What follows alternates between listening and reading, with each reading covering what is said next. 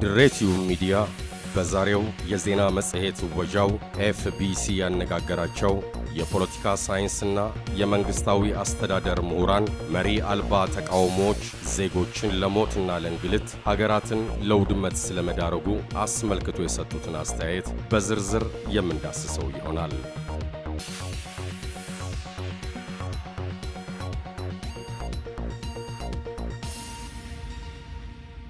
በዓለማችን በጥላቻ የተቃኘ ፖለቲካና የውጭ ሀገራት ጣልቃ ገብነት ብዙ ሀገራትን አፈራርሷል ይላሉ ምሁራን። ኤፍቢሲ ያነጋገራቸው የፖለቲካ ሳይንስና የመንግስታዊ አስተዳደር ምሁራን መሪ አልባ ተቃውሞዎች ዜጎችን ለሞትና እንግልት ሀገራትን ለውድመት ዳርገዋል ይላሉ። ሊቢያ፣ የመንና ሶሪያን ጨምሮ ሌሎች ሀገራት ስሜት በሚስብ ቅስቀሳ ተመርተው ወደ ተቃውሞ በመግባት የፈራረሱት ሀገራትን እንዴት መፍጠር ቻሉ በሚለው ዙሪያ ምሁራኑ አስተያየታቸውን ሰጥተዋል።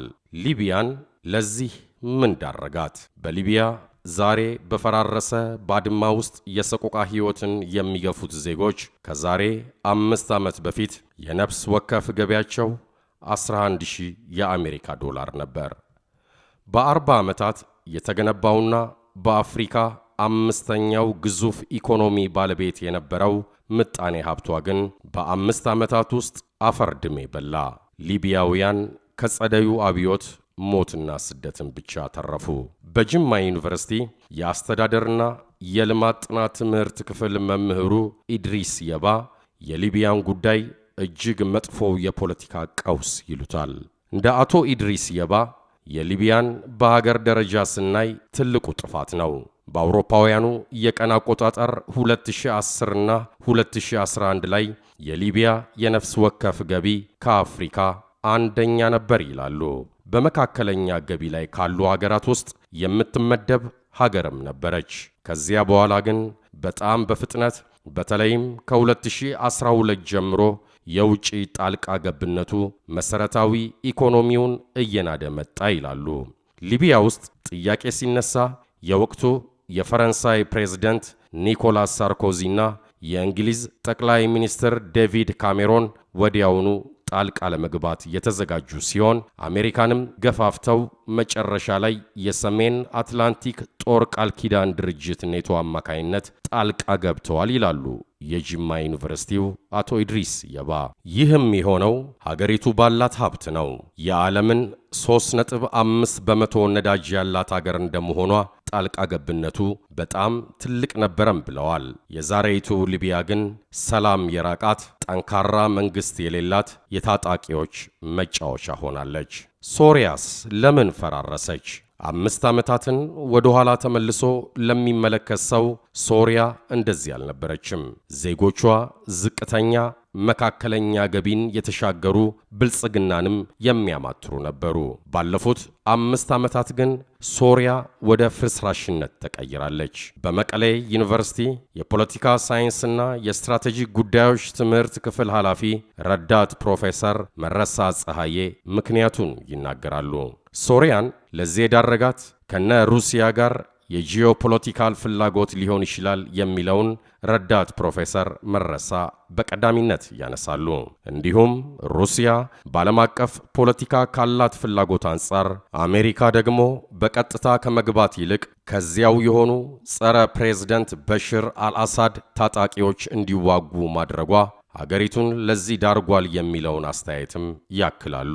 እንዲህ አይነት በውጪ ጣልቃ ገቢዎች ፍላጎት የተቃኘና ግልጽ መሪ የሌለው ሁከት አዘል አመጽ ብዙ ሀገራትን አፈራርሷል። የመን የሳውዲ አረቢያና የኢራን የትግል ሜዳ ሆና ዜጎቿ እየረገፉ ሀገሪቱም እየፈራረሰች ዜጎቿ በሰቆቃ ውስጥ ናቸው።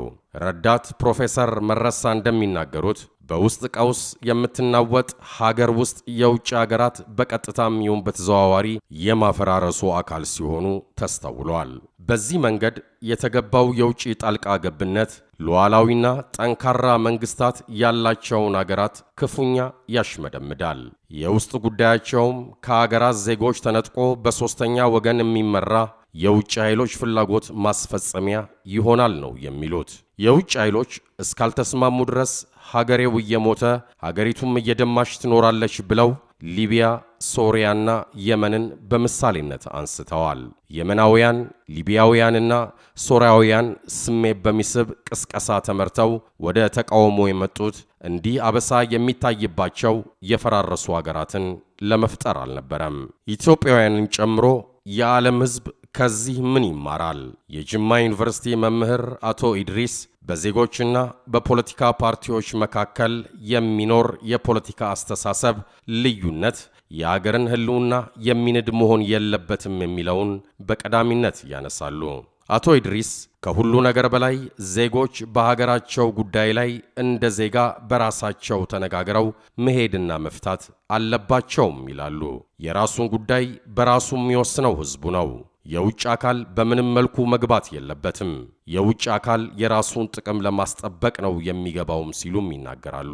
ረዳት ፕሮፌሰሩ መረሳ ፀሐዬ በበኩላቸው ዜጎች የውስጥ ግጭታቸውን ለውጭ ኃይሎች ጣልቃ ገብነት እንደሚያጋልጥ ማወቅ አለባቸው ይላሉ።